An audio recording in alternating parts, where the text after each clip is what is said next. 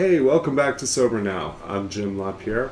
Today I want to talk to you about body work. And this is part of holistic healing. This is part of a recovery. And if it's not yet, then I can't recommend it to you highly enough. Body work comes in a lot of different forms. The most basic of which is medical. I highly recommend to folks that when they first come into recovery, go see your primary care physician. If you don't see one, get one. If there's a free clinic in your area, if you're struggling with insurance, reach out to folks that know about that. Chances are good that you may qualify for Medicaid in your state. Chances are good that there is something local to you that offers a sliding scale or an affordable fee. So get checked out as early as possible coming into recovery. Get checked out again at 6 months. Make sure that you're asking for a full physical. Make sure that you're asking for an STD screening, a Hep C test, and blood pressure and blood sugar tests. Particularly with alcohol, the long-lasting effects on our health can be many. So let's rule everything out that we possibly can. Too many of us live as though it's better to not know than to know, which is crazy. Your health is your wealth, as the expression goes. So after your first year, we're doing annual physicals, and every year after that. Best to be proactive with our healing in every respect.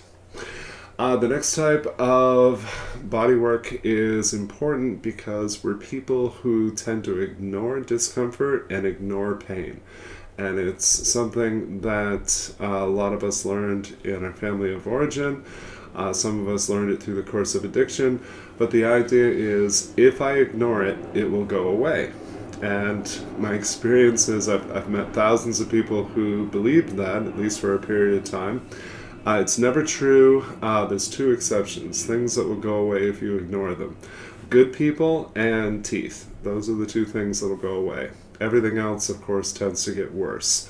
So things that we can do proactively, special attention to your GI system, acid reflux, ulcers, any type of gallbladder issues. Those types of things are really common, especially for those of us who live with anxiety, and they need to be targeted early on. Let's not wait for those to become a huge problem. The next level is neuroskeletal stuff, muscle tension.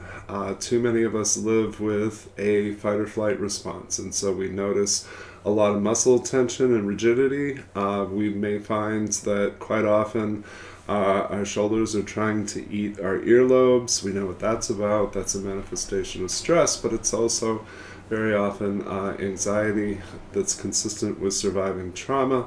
It's a manifestation of fear.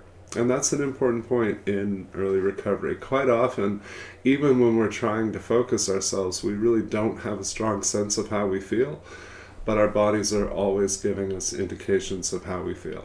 So looking into our primary care physician for what's going on with our gastrointestinal system, looking into massage therapy, chiropractic, and acupuncture for what's going on with our muscle tension. Massage therapy is actually my favorite form of self-care. I go every week. It's a bit of a luxury that I'm able to afford, but in the past I've actually gone to schools where massage therapy is being taught. I've never had a bad massage. I've had some that were better than others, but the idea is to have a release of tension. The idea is to do something routinely that's an investment in my health. And one of the added benefits of massage is that it releases toxins in the body. It's important to remember that detox is actually a 1-year process. We tend to think of it as a 1 week or 1 month process because that's the time in which we're feeling the worst. But the truth is, our liver and some of our other major organs are continuing to cleanse for up to a full calendar year after we stop drinking and drugging.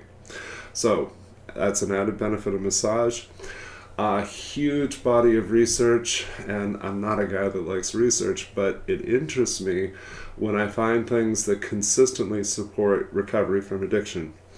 Yoga and acupuncture. two that are consistently found to have huge benefit. And both of those make sense to me. Both of those require being present in the here and now, being attuned and focused on our bodies, and experiencing a form of connectedness to self, attachment to self, and ideally some amount of release. Chiropractic is something that I was actually really resistant to doing for a long time. Again, I'm a slow learner with a high pain tolerance.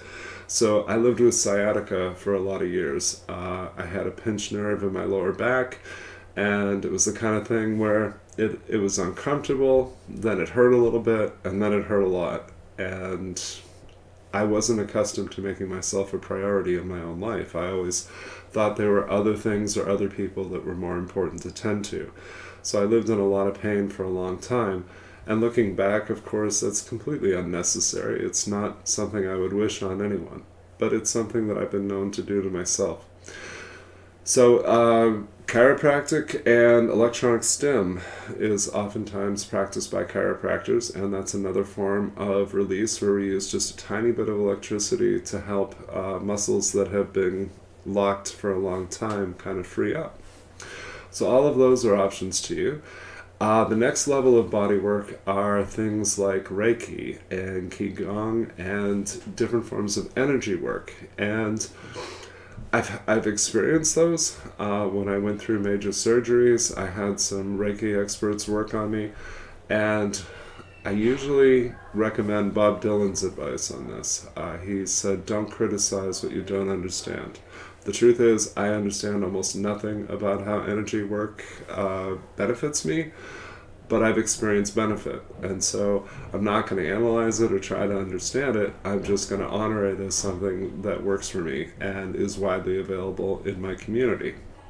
So those are some good starting points in body work. I always suggest to folks that they look daily, check in with themselves physically. How am I feeling? What do I need to do about that? I point to the research of people like Bessel van der Kolk, who are bringing a renewed emphasis on body work, particularly for those of us who have experienced trauma. The prevailing belief and research indicates that our physical bodies store past trauma, and craniosacral therapy is a specific, highly trained form of massage therapy designed to release that. So we recommend that to you as well. Good friend of mine, old school recovery, been sober about 40 years now, would always say to folks, there's a progression that we experience in recovery. And she would say the first year is physical, the second year is mental, the third year is emotional, and the fourth year is spiritual. And what I found is that really, one size doesn't fit all. Each of us has a different pathway and different experience in recovery. But what I found is the most notable changes in a person really do work that way. So the first year, we tend to have an awareness of waking up without a hangover. You can really see the difference in a person when they're 30 days clean or more, because they start looking healthier. We start having a greater connectedness to ourselves, to our bodies, and that just helps everything work. So I hope you'll make these investments. I hope you'll click the like button and subscribe for more videos. And I hope that you'll email me, jim@sobernow.com, and let's continue the conversation. Would love to answer some questions or cover some topics that you'd like addressed. Thanks so much. Have a great day.